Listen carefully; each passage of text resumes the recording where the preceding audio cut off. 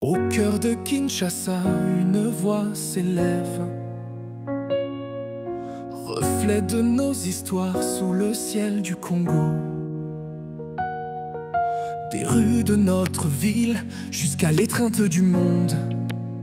Kinshasa Télévision, notre véritable visage. Nous racontons notre voyage en couleurs vives et éclatantes, transformant les perceptions, apportant la vérité.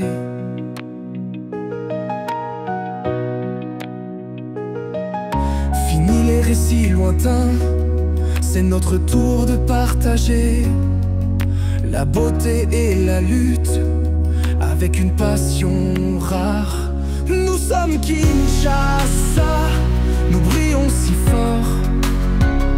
À travers nos voix, nous illuminons la nuit, racontant nos histoires avec des cœurs si purs. Kinshasa Télévision, notre esprit perdure.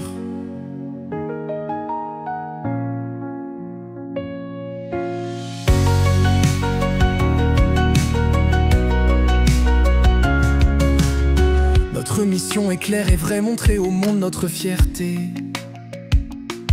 De la culture à l'éducation, notre lumière ne se cache jamais. Avec Marius en tête, une balise dans la tempête, nous célébrons notre essence.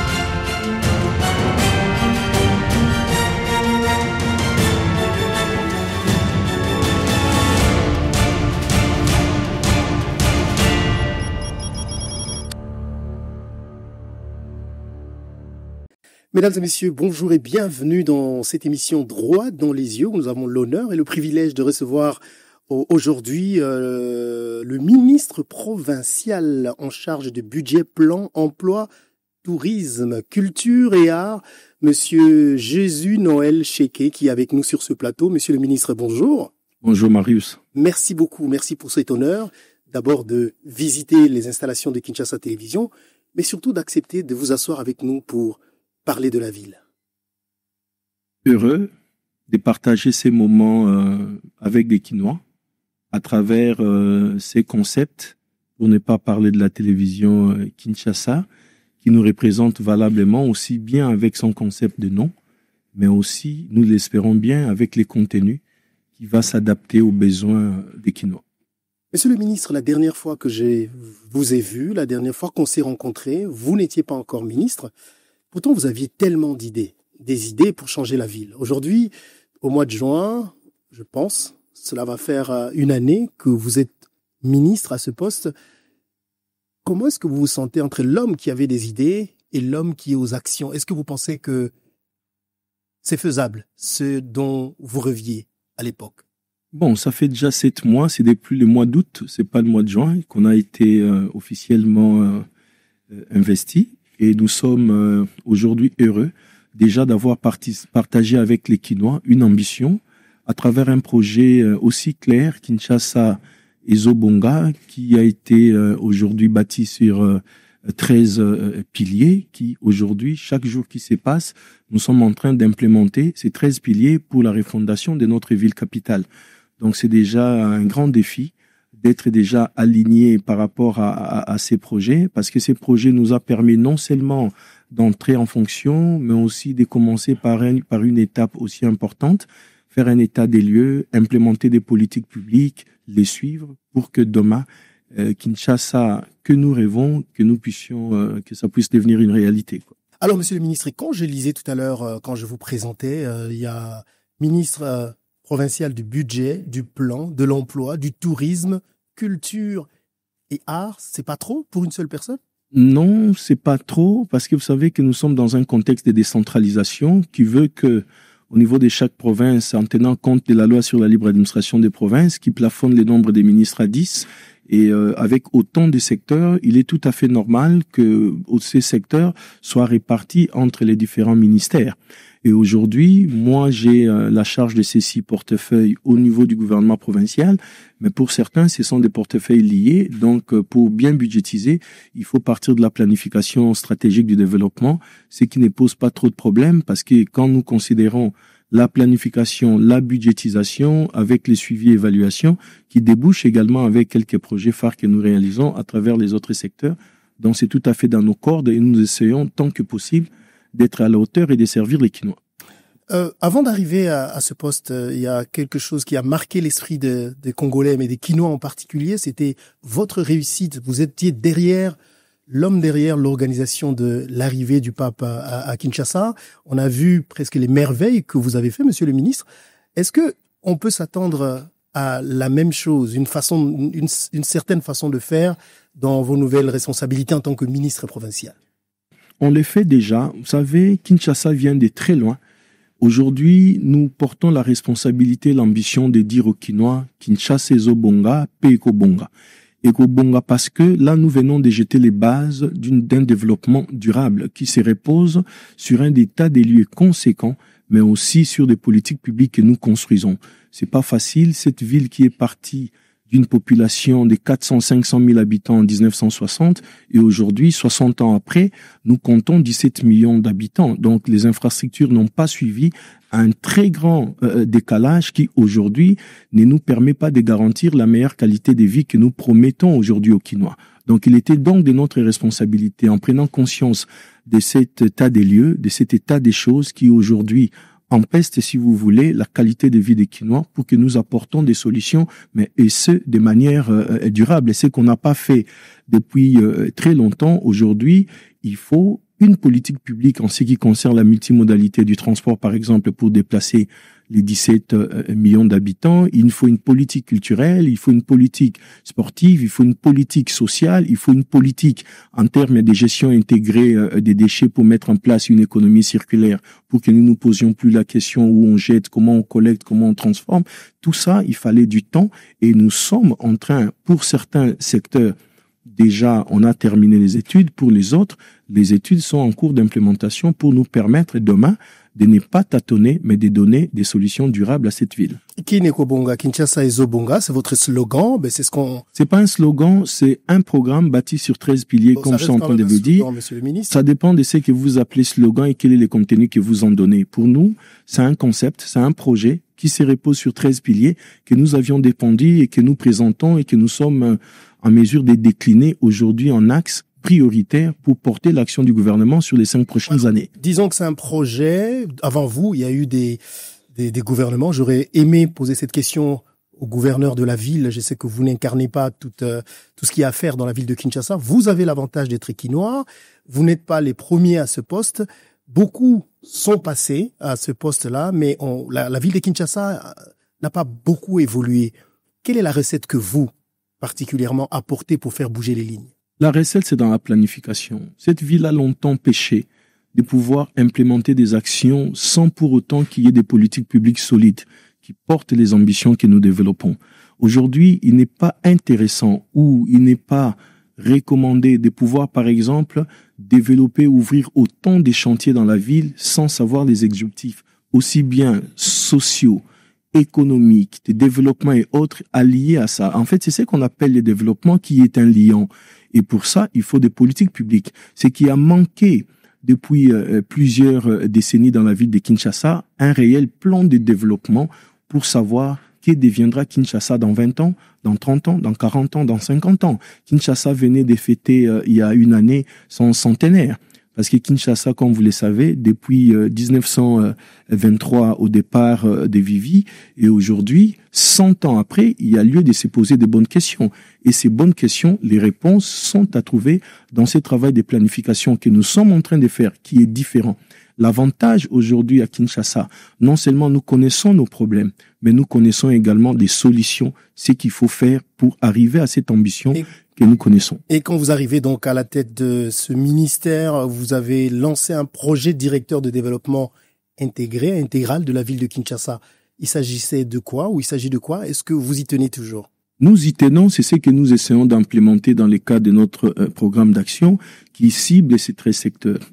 Premièrement, les secteurs de la salubrité. Vous savez, on est arrivé dans cette ville avec aujourd'hui plus de 10 000 tonnes de déchets produits chaque jour ou pendant près de 3 ans. Les immondices n'ont pas été évacués. À notre arrivée, nous avons comptabilisé 4 300 000 tonnes de déchets dans cette ville non évacuée. Nous héritons d'une ville où aucune décharge, nous sommes à la Gombe, où le siège de la télévision se trouve ici. Si je posais la question, où se trouve la décharge de la Gombe? La poubelle de la Gombe, la décharge, ça se trouve où? Il n'y en a pas. Donc, 24 communes, sans décharge intermédiaire, sans décharge finale. Là, je salue l'action du gouverneur de la ville, Daniel Bumba, qui, il n'y a pas très longtemps, avec les concours de la ministre d'État, Acacia Bandoubola, nous a permis de retrouver ou de récupérer les centres d'enfouissement de Lansele ou en Passa, dans ce qui va nous permettre aujourd'hui de disposer d'un lieu approprié, non seulement pour faire de l'enfouissement comme par le passé, mais pour développer des filières dans le cadre d'une économie circulaire que nous comptons mettre dans le cadre du développement de la filière déchets et économie circulaire dans la ville. Ça, c'est un projet phare. Au-delà du projet, cela sous-tend une politique. Aujourd'hui, avec les concours d'une firme, d'un consortium des entreprises allemandes, nous sommes en train d'implémenter des études au niveau de la ville de Kinshasa qui va nous permettre de dégager les différentes filières des déchets pour professionnaliser, c'est-à-dire pour mettre en place des mécanismes de collecte, de transport, des transits, des tris, des traitements et des transformations des déchets, toute une économie circulaire qui demain, à terme, nous permettra d'employer plus de 500 000 Quinois. Alors, ce n'est qu'un des volets. Hein. Ouais, je sais. Voilà. La grande question autour de votre gestion de la ville, vous êtes dans une ville, la capitale du pays, ça veut dire que vous avez également des institutions au niveau national qui travaillent avec vous.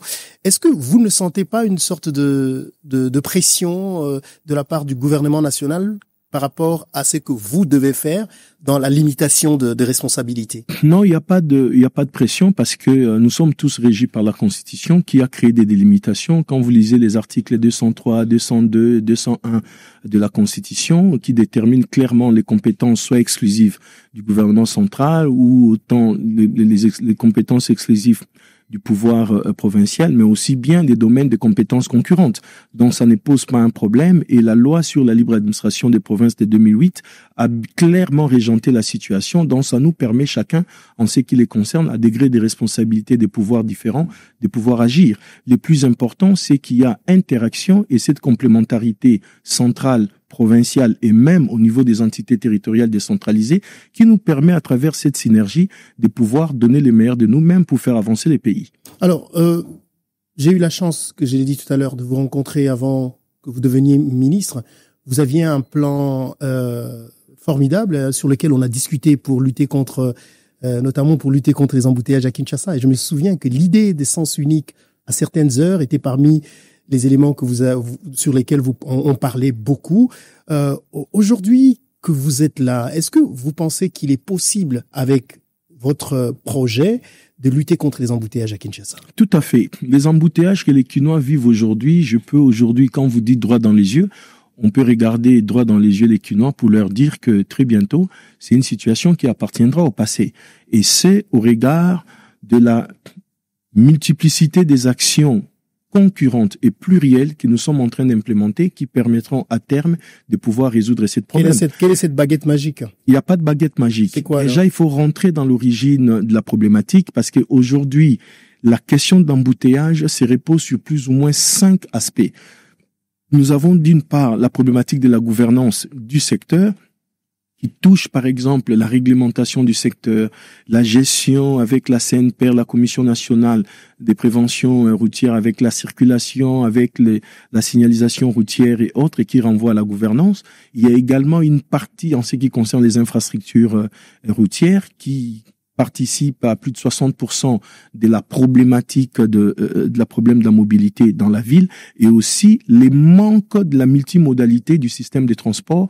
Dans une ville de 17 millions d'habitants, on ne peut pas simplement déplacer 17 millions d'âmes sur la voie routière. Donc, il y a cette notion-là, il y a tous ces éléments sur lesquels nous travaillons, on sait y compris l'incivisme également qu'on retrouve sur nos chaussées. Donc, prenons tous ces éléments en compte. Il y a plusieurs actions qui sont menées au niveau du gouvernement provincial, mais aussi avec les concours et les soutiens du gouvernement central, parce que étant la transversalité de la question et l'implication aussi de cet aspect multisectoriel des acteurs, nous oblige aujourd'hui de se mettre dans le cadre d'une synergie pour le faire. Mais déjà, nous sommes dans une ville en mouvement pendulaire où le matin, les gens font mouvement vers les centres-villes et en fin de journée, c'est le mouvement inverse. Donc voilà pourquoi dans notre plan d'action, pour résoudre efficacement cette question des embouteillages, il y a plus ou moins 120 kilomètres d'artères recensées qui conduisent vers les centres-villes qui chaque jour reçoit 1 500 000 engins roulants qui traversent les différentes voies pour arriver au centre-ville. Et avec ce que nous implémentons aujourd'hui, bientôt déjà sur les portes d'entrée et de sortie du centre-ville, et même pour y circuler, ça deviendra un peu plus facile avant de s'attaquer en deuxième phase avec le 300 km de construction des routes annoncé par le gouverneur pour cette année. Et on peut attendre les premiers résultats de quand, à peu près? Non, vous les avez déjà, vous vivez déjà dans ces résultats. Vous savez, nous avions identifié une dizaine d'artères qui conduisent vers les centres-villes qui aujourd'hui sont en chantier. Aujourd'hui, je suis content, j'aurais bien voulu voir Kinshasa Télévision puisse montrer aux Kinois, par exemple, tout le travail grandiose qui s'est fait au niveau de la Gombe. Vous en êtes les premiers bénéficiaires aux abords de vos installations. Aujourd'hui, nous sommes en train de travailler sur Kasavubu, nous sommes en train de travailler sur Bokassa. Nous avions déjà totalement terminé l'avenue Isoke dans la commune de Kinshasa. Bientôt, à 90%, nous venons de terminer Wangata, totalement bétonné. Et là, les travaux sur Ebea sont déjà à 70%. Là, nous dépassons déjà l'avenue Kasavubu devant l'Assemblée provinciale et autres. Et l'avantage et l'innovation, toutes ces avenues qui sont aujourd'hui réhabilitées sont en train de l'être avec du béton armé pour faire des chaussées rigides. Ah ben c'était ça ma question, parce que les routes comme celles que vous venez de citer ont été refaites à plusieurs reprises. Ce sont des routes qui ont été refaites en précipitation, qui ont été refaites sans études, et la recette qui permettra à ce que les routes puissent durer 10 ans, 20 ans, 30 ans, c'est les études. Et aujourd'hui, le gouvernement provincial, avec les concours du laboratoire national de l'université de Kinshasa, implémente des études, évidemment, pour permettre à ce que nous ayons des chaussées qui prendront autant de décennies comme nous l'avions vécu par le passé. Donc, la fin des travaux annoncés d'ici la fin de cette année pour les principales artères ciblées, parce que l'ambition que la ville de Kinshasa porte, c'est la construction de 2000 km de routes sur les 5 ans. Mais c'est là, il faut savoir que nous avions hérité des 1018 km de routes asphaltées, mais dont 80% dans un état de délabrement très avancé. L'ambition aujourd'hui, c'est d'abord réhabiliter les 700 km totalement délabrés que nous avions trouvés. Ensuite, attaquer les 1300 km et autres en innovation que nous allons apporter. Et là, en première phase ici, pour cette année, je pourrais partir sur un total de 367 km qui vont être faits. Donc, il y a les 67 km que le gouverneur avait annoncé. Et il avait annoncé que les premiers kilomètres vont être livrés au mois de février, au mois de mars. On a déjà commencé à livrer. Je vous ai parlé de Isoke, je vous ai parlé de la boucle de l'avenue de l'hôpital, Mamayemo et autres. Et progressivement, jusqu'à atteindre la fin de l'année, vous aurez plus ou moins les 367 kilomètres qui vont être lancés, soit en réhabilitation, en reconstruction ou en construction carrément. Alors, ça, c'est qui vivra verra. On verra bien. Mais Kinshasa, monsieur... Nous ne parlons pas au futur, monsieur Marius. Vous avez parlé dans une année. Nous ne parlons pas au futur, nous parlons des travaux. Parce que souvent, on a l'impression de communiquer au futur. Nous allons. Ici, nous parlons au présent. Donc, ce qui côtoie les avenues Kasavubu, Bokassa, Kabambar, autant d'avenues, une bonne quinzaine d'avenues qui conduisent vers les centres-villes, et il y a aussi des innovations que nous apportons pour complètement désenclaver la ville en parallèle ou en perpendiculaire par rapport aux avenues qui conduisent vers les centres-villes. Nous allons voir, c'est ce que j'ai dit, vous avez dit d'ici une année, on verra bien d'ici une année ce qui va se faire. C'est ce que Mais il faut déjà aller constater ce qui s'est fait, pas au futur, et aussi avoir le plaisir de rouler sur des avenues déjà réhabilitées et ouvertes à la circulation. Vous avez dans vos responsabilités, monsieur le ministre, le tourisme. Le Kinshasa, on dit que Kinshasa a un fort potentiel touristique. Si quelqu'un veut visiter Kinshasa, il vous dit « Qu'est-ce que je peux venir voir à Kinshasa d'intéressant ?» Quelle réponse lui donneriez-vous? Il y a énormément de choses à voir et il faut les catégoriser dans plusieurs domaines. Il n'y a pas très longtemps, nous avons lancé une campagne Mbote Kinshasa au cœur battant de l'Afrique. Avec ça, nous avons mis en valeur et en exergue les potentiels touristiques pour permettre à ceux-là qui ont choisi de visiter la ville de Kinshasa puissent tirer profit de ces potentiels. Et aujourd'hui, nous avons calibré notre démarche avec des axes. Il y a notamment les tourismes de masse que nous attendons de l'extérieur, mais il y a aussi les tourismes domestiques que nous voulons développer. Kinshasa, 17 millions d'habitants, c'est déjà un grand marché touristique local. Voilà pourquoi, avec l'ONT, de la semaine prochaine, nous implémentons un nouveau projet de la construction de ce que nous appelons des maisons communales de tourisme, des maisons des tourismes que nous allons installer dans les 24 communes. Question de valoriser les potentiels touristiques et historiques de chaque commune pour permettre déjà aux habitants de chaque commune de commencer déjà à consommer les tourismes locaux et les tourismes à travers les 24 communes. Mais aujourd'hui, notre offre se tourne plus ou moins autour de 4 axes. Nous avons les tourismes naturels et avec la biodiversité. Il faut penser que Kinshasa est une des grandes ou une des rares villes aujourd'hui du monde baignée par un grand et majestueux fleuve, les fleuves Congo. Longtemps, nous avions tourné le dos au fleuve, mais aujourd'hui, il faut vivre l'élan de construction et de développement de toutes les marinas qui s'est construit le long du fleuve, qui aujourd'hui offre énormément d'opportunités de faire du tourisme, même en ce qui concerne les sports nautiques et beaucoup d'autres choses à visiter. Kinshasa, c'est aussi son golfe. C'est une des rares villes, vous avez visité plusieurs grandes villes du monde, c'est une des rares villes où on retrouve un grand golfe de 18 trous en plein boulevard, en plein centre-ville.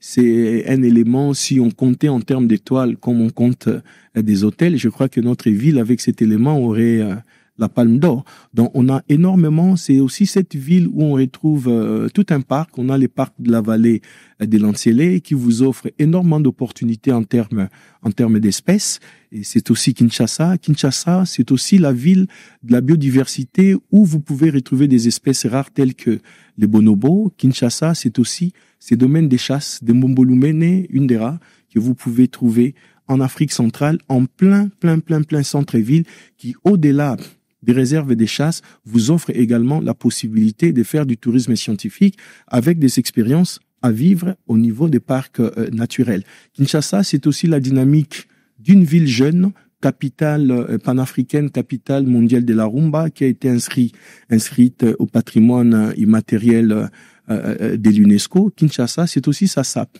C'est aussi cette ville qui ne dort pas, c'est aussi la cité de l'ambiance, avec autant d'histoires, autant d'anecdotes, tout le monde y rêve. Donc Kinshasa, c'est cette ville qui fait beau vivre, c'est cette ville qu'il faut voir, qu'il faut visiter et côtoyer la chaleur humaine de ces 17 millions d'habitants. Alors Kinshasa, on n'a pas prévu de vous prendre pendant très longtemps, monsieur le ministre. On avait tellement besoin de vous entendre parler.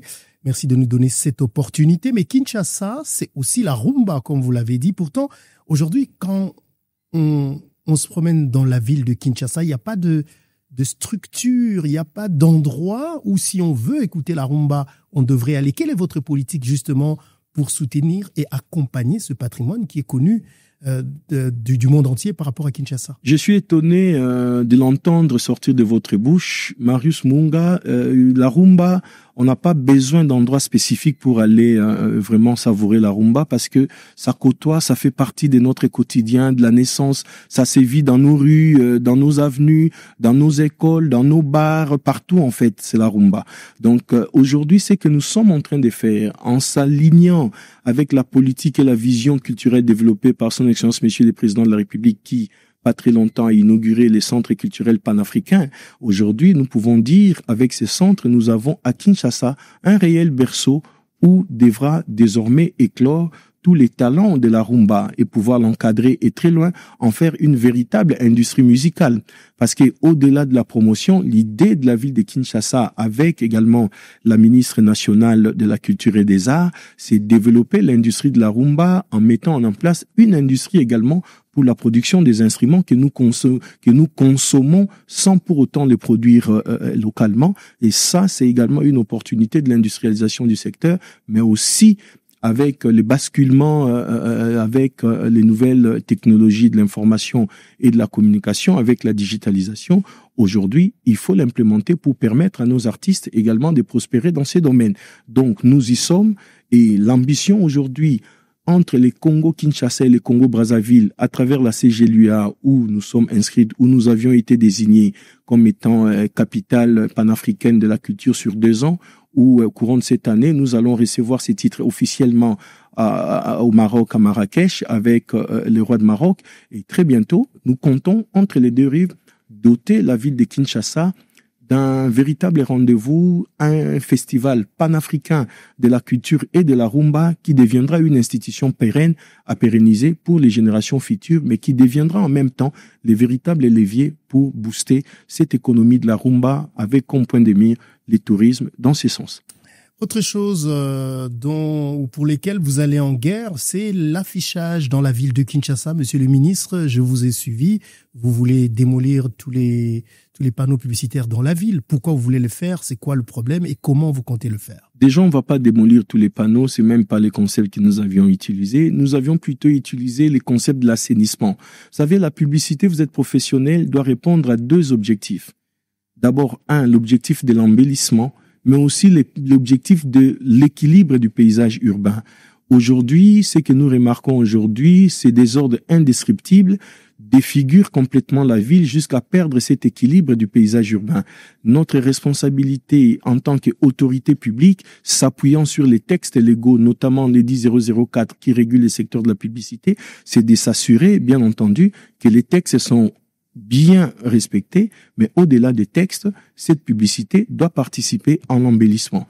Et nous y veillons. Voilà pourquoi nous avions pris un certain nombre de mesures conservatoires pour mettre fin à ces désordres, pour faire respecter la réglementation. La publicité, oui, mais il faut respecter les normes. Il est strictement interdit, par exemple, de placer la publicité devant les cimetières. Il ne faut pas le faire. C'est interdit, c'est une interdiction internationale. Ça répond par rapport aux normes. Il est interdit de déployer des dispositifs publicitaires devant et aux abords des écoles, devant les hôpitaux, devant les bâtiments publics, dans des parcs, sur les arbres, sur les mobiliers urbains.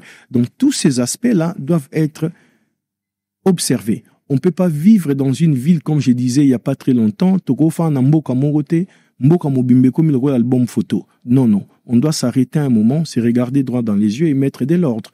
On ne peut pas rester Comment en est-on arrivé là?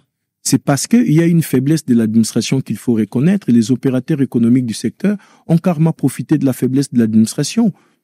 Et nous, aujourd'hui, la responsabilité, c'est d'implémenter cette politique publique pour que demain, la publicité dans la ville de Kinshasa et sur les aspects visuels puisse participer à l'embellissement de la ville. Et on ne peut pas rester dans une ville où on peut voir les têtes des gens partout à travers les affiches, tout le monde veut monter sa banderole, tout le monde peut placer n'importe où, les églises, les sociétés et autres. Il doit y avoir une réglementation, tout en rappelant que seule l'autorité urbaine, le gouverneur de la ville, a qualité pour octroyer des autorisations d'implantation. Et aujourd'hui, le constat est fait, plus de 70% des dispositifs publicitaires déployés dans la ville n'ont aucune autorisation signée de la main de l'autorité urbaine. Donc, il y a une régularisation à faire, mais il y a aussi de l'ordre à mettre dans les secteurs. Tout en mettant de l'ordre, nous rassurons également les opérateurs du secteur parce que nous prenons également la promotion du climat des affaires. Ce sont des investissements. Voilà pourquoi nous avons mis en place une commission pour éviter bien entendu l'arbitraire et travailler avec les professionnels du secteur pour faire un état des lieux et déboucher sur un chronogramme. À la suite de ça, on aura un moratoire qui permettra de mettre de l'ordre, faute de quoi la loi va s'imposer et nous passerons au démantèlement des structures qui sont non viables et qui ne sont couvertes d'aucune autorisation. Monsieur le ministre, est-ce que ville ya Kinshasa eza benana mbongo ndenge bato baloba ki Kinshasa yana mbongo lelo oza na kati? Eza mbongo ebele, mais notre capacité à mobiliser posait problème. Voilà pourquoi nous mettons des mécanismes. Kinshasa aujourd'hui a plus ou moins 1,5 million de propriétés foncières par exemple, mais laissez-moi vous dire, moins de 100 000 propriétés sont clairement enregistrées et participent au paiement de l'impôt foncier. Il y a un problème, c'est même pas 10% du potentiel existant. Kinshasa aujourd'hui avec près de 1,5 million d'engins roulants, Mais quand nous lançons une campagne de vignette, pas plus de 50 000 propriétaires des véhicules automoteurs participent ou payent l'impôt sur les véhicules et la taxe spéciale des circulations routières. Donc, il y a autant de potentiel, mais il est de notre responsabilité de mener cette campagne ensemble pour l'éveil des consciences et principalement en ce qui concerne l'éveil de la culture fiscale, parce que c'est là la base qui nous permettra d'avoir les moyens. Aujourd'hui, nous avons un budget évalué à 1,2 milliard de dollars, mais c'est 1,2 milliard avec plus ou moins 590 millions de dollars en termes de ressources propres. Nous avons estimé de positionner cette ambition à ces niveaux-là, contrairement au budget passé, qui, les ressources propres tournaient autour des 150 millions, alors que nous n'atteignions rarement 30% des réalisations qui tournaient à moins de 50 millions de dollars. Aujourd'hui, nous avons positionné cette ambition à 10 fois plus et ça demande de notre part beaucoup plus d'efforts, beaucoup plus d'engagement et de responsabilités citoyennes pour que chacun des Congolais, des citoyens, puisse réellement contribuer à ces plans de développement ambitieux. On va finir peut-être par cette question, une fois de plus, que j'aurais aimé poser à monsieur le gouverneur de la ville, puisqu'on vous a, on en profite. Monsieur le gouverneur a lancé dernièrement, je pense que c'était l'inauguration, à moins que je me trompe, des taxis bateaux. Les taxis fluviaux. En fait, c'est sous forme de ferries. Oui. On n'a pas lancé l'exploitation de ces taxis. Les gouverneurs étaient en train d'implémenter un projet et permettre également l'identification des endroits où il faudra construire les quais de débarquement et d'embarquement, parce qu'il faut les faire, et évaluer également des voies de connexion, comme ça se fait dans des gares à travers le monde entier. Il faut, dans le cadre de la multimodalité du système de transport, comment coupler la route à la voie fluviale. Parce qu'une fois que vous débarquez au niveau de la voie fluviale, ça doit être connecté avec les réseaux routiers pour permettre cette multimodalité. Parce qu'aujourd'hui, une des recettes pour résoudre la question de la mobilité des embouteillages dans la ville de Kinshasa, c'est bien entendu la multimodalité du système de transport. Donc, on va passer de la route, les trains, les fleuves également. Donc, nous allons utiliser ces différentes voies et il y a encore un peu plus loin avec les projets téléphériques que nous allons également déployer au niveau de la ville de Kinshasa pour qu'à terme, nous offrons une offre multimodale du système de transport. Et très bientôt, ce projet va démarrer. Le gouverneur l'a annoncé. Des dispositifs sont déjà là. Il y a bien également beaucoup plus nombreux avec des capacités jusqu'à 200, des transports de 200 personnes vont également arriver, le temps de pouvoir finaliser la construction des ports d'embarquement et de débarquement. Une autre question qui me revient souvent à l'esprit, c'est quand je vais à l'aéroport, quand on arrive au niveau du pont de Manjili. Oui. Au fait, je me dis, c'est la seule voie pour aller à l'aéroport. Le jour où il y a un problème sur ce pont. On a déjà dépassé cette étape, monsieur Marius. Dites-moi, quelle est la solution? Aujourd'hui, nous avions 2 projets importants. Ouais. Ce sont des initiatives présidentielles, notamment la rocade nord-sud-ouest et puis la rocade ouest-est qui va être bientôt finalisée. Il y a la première rocade qui part de Moudi, qui avec 67 km et qui débouche directement à l'aéroport d'Njili. Donc aujourd'hui, le projet est très très très avancé et le projet est conduit avec le concours de la CGT, avec bien entendu l'appui également de la ville de Kinshasa. Mais c'est une initiative présidentielle qui demain va nous permettre de dépasser cette question, parce que cette rocade de 67 km qui part en Moudi, en passant par Mitendi, en passant par Kimwenzagar, Njili Brasserie, Biuma, en dépassant Njoku et en ressortant sur Badara. Donc vous voyez, c'est quasiment une route de contournement, c'est qu'on appelle en France, ce que nous appelons des périphes. Kinshasa, d'ici 3 ans comme annoncé, aura bel et bien ces 2 périphériques. Donc le deuxième qui partira également du côté de Kinsuka, pour ressortir directement du côté du fleuve et qui va longer avec la cité du fleuve pour ressortir du côté de l'aéroport, on aura d'ici 2 ans, 3 ans, puisque c'est pas un projet, les travaux qui s'exécutent d'ailleurs à très grands pas, dont les Kinois seront heureux demain que cette question appartiendra désormais au passé. Monsieur le ministre, c'est vraiment un grand plaisir de vous avoir eu sur ce plateau et merci énormément d'avoir accepté de répondre à nos questions. C'était prévu pour 15 minutes, vous êtes resté pour longtemps, on vous remercie énormément. Et vous souhaite bonne chance dans vos activités, dans ce que vous avez à faire. Énormément de challenges. Et j'espère que vos rêves pour la ville de Kinshasa, comme vous les avez toujours eus, deviendront réalité. Un dernier mot à tous les téléspectateurs de Kinshasa Télévision? C'est de dire aux Kinois, la situation est certes compliquée. Beaucoup regarderont la situation de Kinshasa comme étant des problèmes, mais pour nous, ce sont des défis. Des défis et derrière lesquels nous voyons d'énormes opportunités, non seulement d'affaires, d'emplois, de création de richesses et de développement pour notre ville. La situation est certes difficile, avec autant de défis, mais les solutions sont pensées et nous sommes en train d'implémenter ces projets. Et l'avantage avec ce que nous implémentons comme solution, cela se repose sur des politiques publiques durables qui, à terme, permettront de résoudre des problèmes également dans la durée pour que demain, nos enfants, nos petits-enfants puissent vivre dans de meilleures conditions. Merci. Merci beaucoup, Monsieur le ministre. Je rappelle donc que nous recevions pour vous Monsieur Jésus-Noël Cheke. Il est donc ministre provincial en charge du budget, plan, emploi, tourisme, culture et art. C'était un énorme plaisir de vous avoir sur ce plateau. Merci beaucoup à vous de nous avoir suivis au nom de toute l'équipe qui a été derrière pour nous permettre d'être chez vous. Nous vous disons un grand merci de nous avoir suivis. Merci à Victor Manzombi, merci beaucoup à John Sakama, à Scotty Mukonkole qui a réalisé cette émission, à Josapha Mombo, à Gaylor Vangadio. Au nom de toute cette équipe, je vous dis un grand merci et j'espère vous retrouver très bientôt dans un autre numéro de cette émission Droit dans les yeux. D'ici là, portez-vous bien. Au revoir et merci.